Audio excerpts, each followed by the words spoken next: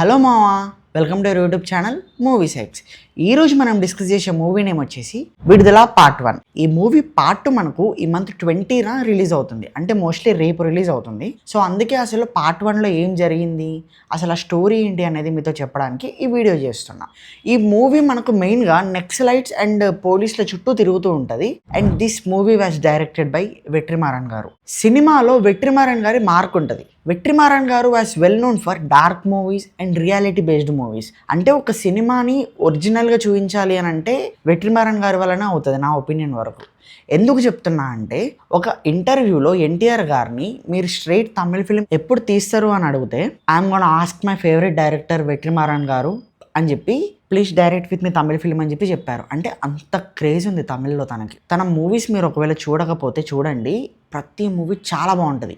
ఎందుకు చెప్తున్నా అంటే, చాలామందికి నారప్ప మూవీ తెలుసు తెలుగులో, అది ఒరిజినల్లీ అసురన్ అని తమిళ్లో తీశారు. That was directed by Vetrimaaran garu. ఆ ఒకటే సినిమా కాదు, చాలా సినిమాస్ ఉన్నాయి, ఇంకా నేషనల్ అవార్డ్స్ వచ్చిన ఫిలిమ్స్ కూడా ఉన్నాయి. సో ఒకసారి మీరు వెళ్ళి చెక్ చేయండి. ఒకవేళ మీరు ఇంకా తన ఫిలిమ్స్ చూడకపోతే ఒకసారి చూడండి, చాలా బాగుంటాయి. ఈ మూవీ మనకు చాలా రియలిస్టిక్గా అండ్ డీప్గా పోర్ట్రే చేస్తారు. ఐ మీన్ ఎలా అంటే, చాలా కొన్ని వైలెంట్ సీన్స్ కూడా మనకి ఇందులో ఉంటాయి. కొంచెం అంత రస్టిక్ ఉంటుంది మూవీ. అండ్ ఈ మూవీ మనకి కొంచెం స్లో ఫేస్డ్ ఉంటుంది, కానీ it's up to the engaging mark.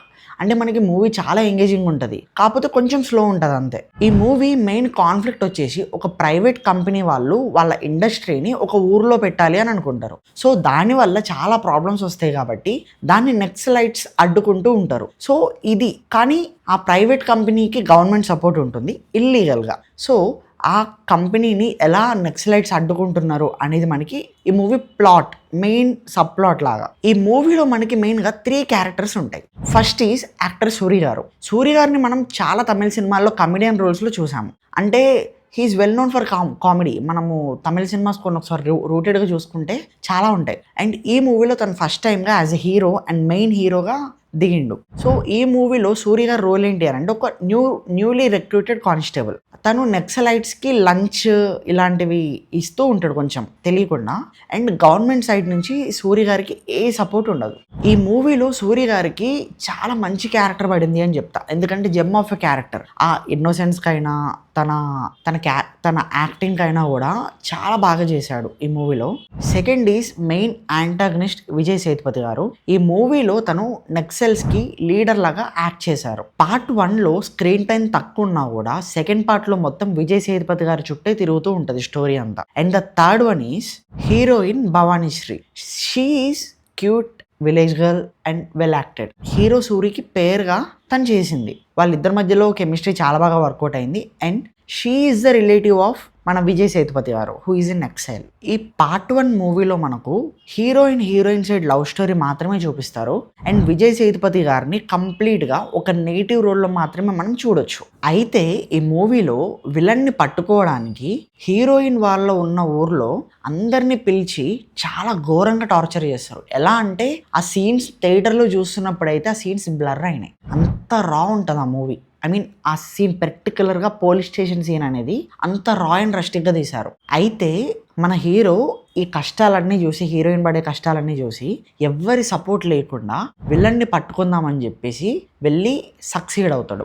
ఇంతకీ ఈ మూవీలో మీకు విషయం తెలియదు కదా, హీరోకి అసలు తన సుపీరియర్స్ నుంచి అస్సలు సపోర్టే ఉండదు. ఎందుకంటే కానిస్టేబుల్ కదా, తొక్కేస్తారు. అయితే తన సుపీరియర్ అయిన గౌతమ్ వాసుదేవ్ మీనన్ గారు ఇండైరెక్ట్గా సపోర్ట్ చేసి, తన సపోర్ట్తో మన విజయ్ సేతుపతి గారిని అరెస్ట్ చేస్తారు. అక్కడితో మనకు విడుదల పార్ట్ 1 అనే మూవీ ఎండ్ అవుతుంది. కానీ మూవీ ఎండ్ అయిన తర్వాత పార్ట్ 2కి క్లిఫ్ హ్యాంగర్ అనేది రిలీజ్ చేశారు. ఆ క్లిఫ్ హ్యాంగర్ అనేది నా మైండ్లో ఇంకా ఉంది తెలుసా. జస్ట్ ఆ పార్ట్ 2 గ్లిమ్స్ అనేది మొత్తం స్పీడ్ కట్స్ ఉంటాయి కదా, స్పీడ్ కట్స్ లాగా టకటకటక మొత్తం చూపించేశారు. అలా ఎంత ఇంట్రెస్టింగ్ అనిపించింది అని అంటే, ఓకే ఎప్పుడు రిలీజ్ అవుతుంది, ఆ పార్ట్ 2 అనేది మనం ఎప్పుడు చూడొచ్చు అన్న ఎగ్జైట్మెంట్ అయితే నాకు చాలా బాగా అనిపించింది. ఇప్పుడు మనం పార్ట్ 2 ఎందుకు చూడాలి, this is the main reason I'm doing this video. ఎందుకంటే చాలా మందికి పార్ట్ 1 చూసే టైం ఉండదు, డైరెక్ట్ వెళ్ళిపోతారు. ఏదో మూవీ విజయ్ సేతుపతి గారి మూవీ రిలీజ్ అవుతుంది అని చెప్పేసి డైరెక్ట్ వెళ్ళి థియేటర్లో కూర్చుంటే అర్థం కాదు. ఎందుకంటే చాలామందికి తెలియదు కదా, కొంతమంది చూస్తారు, చూసిన వాళ్ళ గురించి చెప్పట్లేదు, చూడని వాళ్ళ కోసమే వీడియో చేస్తున్నా. ఇన్ కేస్ మీరు చూసినా కూడా మొత్తం మూవీ మళ్ళీ రీక్యాప్ చేయకుండా జస్ట్ ఈ వీడియో అనేది చూస్తే మీకు ఐడియా వచ్చేస్తుంది. ఇంతకీ విజయ్ సేతుపతి నెక్సల్ లాగా ఎందుకు అయ్యాడు, తను ఫేస్ చేసిన ప్రాబ్లమ్స్ ఏంటి, అసలు వాటికి సొల్యూషన్ కనుక్కున్నాడా లేదా, ఇవన్నీ మనం పార్ట్ 2లో మాత్రమే చూస్తాం.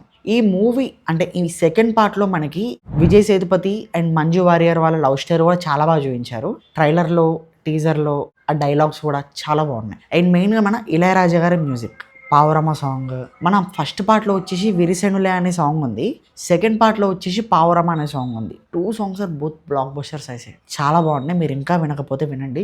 మీరు మాత్రం లూప్ అంటాం కదా, అలా వింటారన్నమాట సాంగ్స్ని.